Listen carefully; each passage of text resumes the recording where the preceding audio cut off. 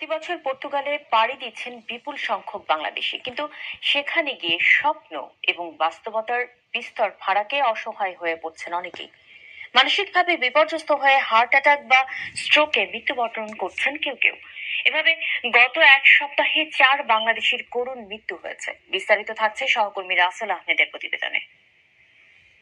ইউরোপের সাগরকন্যা খ্যাত আটলান্টিক পাড়ের দেশ পর্তুগাল অভিবাসনের জন্য বেশ সুখ্যাতি রয়েছে। তাই সারা দুনিয়ার মানুষ এখন পর্তুগালে আসছে।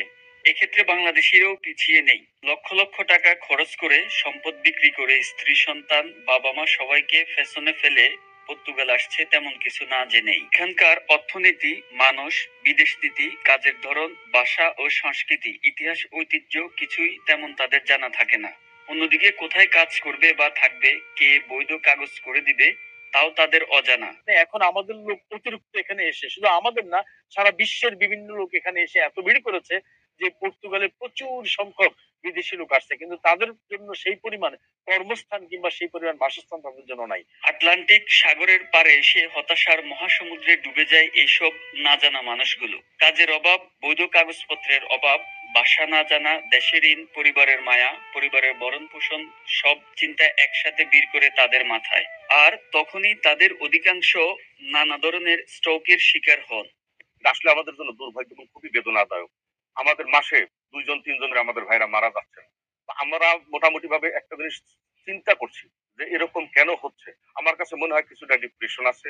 ফ্যামিলির থেকে হয়তো অনেকেই নতুন মিলির থেকে হয়তো অনেকেই নতুন আসছেন, এখানে আসার পরে কাজ পাচ্ছেন না, হাতে হয়তো টাকা শেষ হয়ে গেছে। আর এখনো তো এমনি পর্তুগালে শীতকালীন, ইউরোপের শীতের সময় কাজের খুবই সংকট থাকে। বিভিন্ন তথ্য মতে গত 6 বছরে পর্তুগালে 18 জন বাংলাদেশি অভিবাসী মৃত্যুবরণ করেছে বলে জানা যায়, যাদের বেশিরভাগই ছিল নতুন আগত প্রবাসী বাংলাদেশি। তার মধ্যে গত এক সপ্তাহে কাজকর্ম, থাকা খাওয়া সহ নানা দুশ্চিন্তায় স্ট্রোক করে মৃত্যুবরণ করেন 4 জন প্রবাসী বাংলাদেশি। এবং বিশেষ করে গত 6 মাস আমাদের পর্তুগালে যে পরিমাণ লোক মারা গেছে, গত 20 বছরে এত লোক মারা যায়। বাংলাদেশ থেকে যারাই আসেন অবশ্যই আপনার একটা হাতের কাজ শিখে আসবেন। সেটা ড্রাইভিং হতে পারে, পানির কাজ হতে পারে, তারপরে কারেন্টের কাজ হতে পারে, তারপরে মোবাইলের কাজ থাকতে পারে। এই ধরনের কাজের খুবই ডিমান্ড পর্তুগালে সহ সারা ইউরোপে। বিষয়টি নিয়ে পর্তুগালের সমাজবিজ্ঞানীরা বিভিন্ন সভা, সেমিনারে আলাপ আলোচনা করছেন। ইতিমধ্যে তারা এর সমাধান খুঁজছেন।